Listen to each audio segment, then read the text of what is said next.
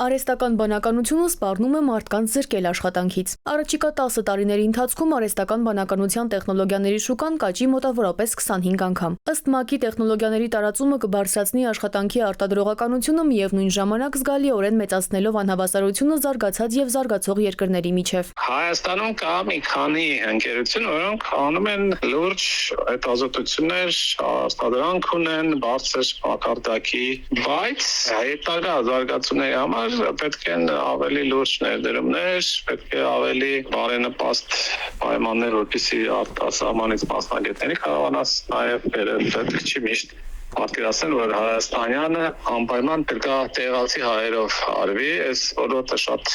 միջազգային։ Ցածր եկամուտներ ունեցող 118 երկրներ են ներկայացվել, որոնք այս հարցում չեն մասնակցում միջազգային զարգացումներին եւ չեն մշակում իրենց ռազմավարությունն այս ուղղությամբ։ Հայաստանում, սակայն, խնդիրը կարծես խորքային չէ։ Մասնագետը գտնում է, որ սա Հայաստանի համար հնարավորություն է, ոչ թե մարտահրավեր։ Այդ ՄԱԿ-ի զեկույցը, որ ասում է, որ զարգացած երկրները ավելի են զարգանալու, զարգացողները ավելի թուլանալու են, վերաբերում այն երկրներին, որոնք բացառապես սպառող են տեխնոլոգիաների եւ չեն արտադրում։ Սա մեր նման երկրների համար նույնպես հնարավորություն է։ Մասնագետները վստահեցնում են, Հայաստանում նախագծվում են մի շարք ծրագրային համակարգեր։ Ունենք արհեստական բանականության պրոդուկտներ արտադրող եւ մոդելներ նախագծող ընկերություններ։ Ուստի վստահ կարող ենք քայլել ժամանակին ու բարքերին զուգընթաց, չվախենալով բանականությունից։ Արհեստական։ Սիլվի Մուրադյան, ժամը լրատվական։